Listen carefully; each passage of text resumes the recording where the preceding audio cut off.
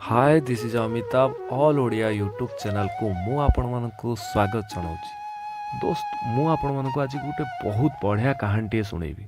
सुख दुख भरा लाइफ रे एमिति एक मुहूर्त आसे जो थरे कि आमे भांगी पड़ी था ना दोस्त आमे माने भांगी पड़िबा उचित न काहे कि ना आमे एते मूल्यवान जीवन पाई जदि आमे भांगी पड़िबा आगो को जीवार रास्ता सबु दिन पाई बंद होई जिवो। जीवन रे जेते बाधा विघ्न आसिले भी आमे ताको अतिक्रम करी आगो को बढ़िया को पड़िबो। बाय द वे से जहाँ भी हो मु आज आपण मानकु गोटे कहानी कहबी। राज बोली नुआ करी कॉलेज आसथिबा गोटे पिलार कहानी। राज थिला बहुत फ्रेंडली समस्तक सह मजा मस्ती रे कॉलेज लाइफ एंजॉय करथिला। कॉलेज रे सबु सार माने भी ताको भलो पाउथिले। कॉलेज रे समस्तक लाइफ रे केही ना केही जणे आसीथांती। ठीक सेमिति राज लाइफ रे आसी जाइथिला लोरा। लोरा देखिया पई बहुत सुंदर थिला और राज मते ताको मने मने भलो पाई जाइथिला। किंतु यह थिला एक तरफा प्रेम।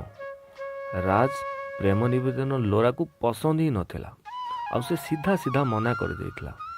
और तापरे राज पूरा भांगी पड़िथिला और राज को लागुथिला सते जेमिति सबु किछि ता लाइफ रे सरी जाय। सब दिन पर राज कॉलेज आसिला किंतु ता मन रे हस खुशी किछि टिके भी नथिला। फ्रेंड्स माने जते पचारले भी से किछि भी कहनथि। एमिति रे थरे कॉलेज रो इंग्लिश लेक्चर सार जने पचारले तुमे सब बेले काई मन दुख रे बसछ राज। राज कहितला नाही सर किछि न एमति। सतरे राज पूरा भांगी पड़तिला किंतु इंग्लिश सर ता मन कथा को बुझी पारथिले। दिने राज को से तांको घर को डाकिले। राज जेते बेले जाई से कॉलेज लेक्चर सार को घरे पहुंचिला कॉलेज लेक्चर सार तांको गोटे लेंबू शरबत देइथिले। लेंबू शरबत बनैबा पूर्वरु कॉलेज लेक्चर सार चीनी बोतल रे टिके लूण अधिक पकई देइथिले और राज रो हाथ को से शरबत को बढ़े देइथिले। राज गोटे ढोक नहीं साला पर हठात सार को कहया को सर एते अधिक लूण हो जाइछि।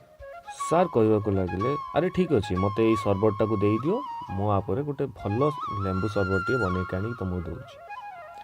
संगे संगे राज कहला सर लूण अधिक हो जाइछि किंतु एथिरे टिके चीनी मिसै देले चलिबोनी।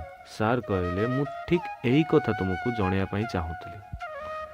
तुम लाइफ रे नमक अधिक हो जाइछि ठीक एही शरबत पर जदि तुमे तुम लाइफ रे टिके चीनी मिसै देबो ताले तुम लाइफ निश्चय भल हो जिवो।